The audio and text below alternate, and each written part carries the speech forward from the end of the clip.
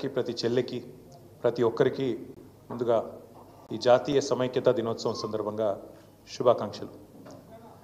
ఇవాళ చరిత్ర తెలియని చాలామంది ఈ సెప్టెంబర్ 17ను వక్రీకరించి రకరకాలుగా వారి రాజకీయ ప్రయోజనాల కోసం పాకులాడుతున్నప్పటికీ తెలంగాణలో ఎప్పుడైనా గంగా జమున తహజీబ్ ఉండాలే, తప్పకుండా ఇక్కడ కులాలకు మతాలకు అతీతంగా తెలంగాణ బిడ్డలు ఎప్పటికీ ఒకటిగా ఉండాలని అభిలషించే పార్టీగా, అభిలషించే నాయకుడిగా, కోరుకునే నాయకుడిగా కేసీఆర్ గారి నాయకత్వంలో గత 10 సంవత్సరాల పాటు తెలంగాణలో ఎక్కడ ఒక చిన్న నొక్కుబడకుండా బ్రహ్మాండంగా శాంతి భద్రతలను కాపాడుకోగలిగినాం.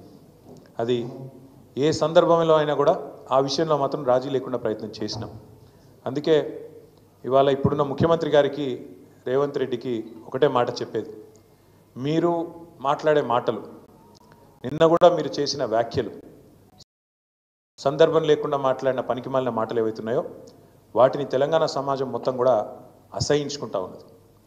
నోరు ఉంది కదా, నోరు ఉన్నది కాబట్టి ఏదో ఒకటి చేసి కేసీఆర్ గారిని దూషించడమే ఒక పనిగా పెట్టుకొని మీరు గత 9 నెలలు టైంపాస్ చేసుకుంటూ కాళ్ళను నెట్టుకొస్తున్న విషయాన్ని కూడా ప్రజలు గమనిస్తూ ఉన్నారు. చేతనైతే మీరు ఇచ్చిన వాగ్దానాలు అమలు చేయండి. 420 అడ్డగోలు హామీలు ఏదైతే ఇచ్చినారో అమలు చేయండి.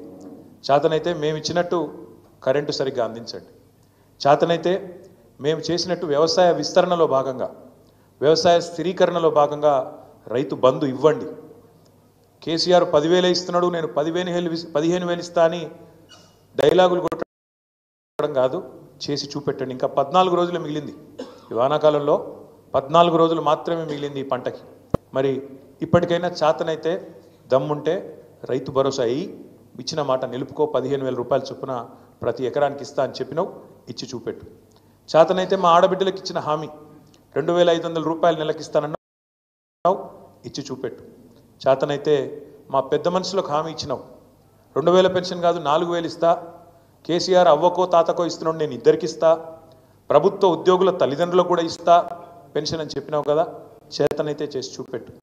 మా తమ్ముళ్ళు మా చెల్లెలు ఎదురు చూస్తూ ఉన్నారు. 2 లక్షల ఉద్యోగాలు మొదటి సంవత్సరంలో ఇస్తానని చెప్పిన అశోక్ నగర్కి పోయి అక్కడ డైలాగులు కొడుతూ, పోజులు కొడుతూ రాహుల్ గాంధీ, రేవంత్ రెడ్డి ఇద్దరు చెప్పిన మాట ఎప్పుడు మరి 9 నెలలు అయింది, 10వ నెలలో పడ్డది. సంవత్సరం లోపల 2 లక్షల ఉద్యోగాలు అన్నారు, ఇప్పటి వరకు ఒక్క ఉద్యోగం ఇవ్వలేదు అని ఎదురు చూస్తున్న మా తమ్ముళ్లకు, మా చెల్లెలకు చేతనైతే నోటిఫికేషన్లు ఇచ్చి పరిపాలనలో నీ సత్తా ఏందో చూపెట్టు. హైదరాబాద్ అతలాకుతలం అవుతున్నది. ఒకవైపు పత్రికలు రాస్తా ఉన్నాయి. ఆంధ్రజ్యోతి పత్రిక రాసింది మొన్న 28 రోజుల్లో 30 మర్డర్లు అని. ఈనాడు పత్రిక రాసింది ఈ నగరానికి ఏమైంది అని. చేతనైతే తెలివి ఉంటే హోంమంత్రి శాంతి భద్రతలను అదుపులోకి తీసుకొని రా. ఇవాళ ఆంధ్రజ్యోతి పత్రిక రాసింది, అవకాశం ఉంటే చూసుకో. పోలీస్ బండ్లల్లో కనీసం డీజిల్ పోస్తలేరని రాస్తున్నారు.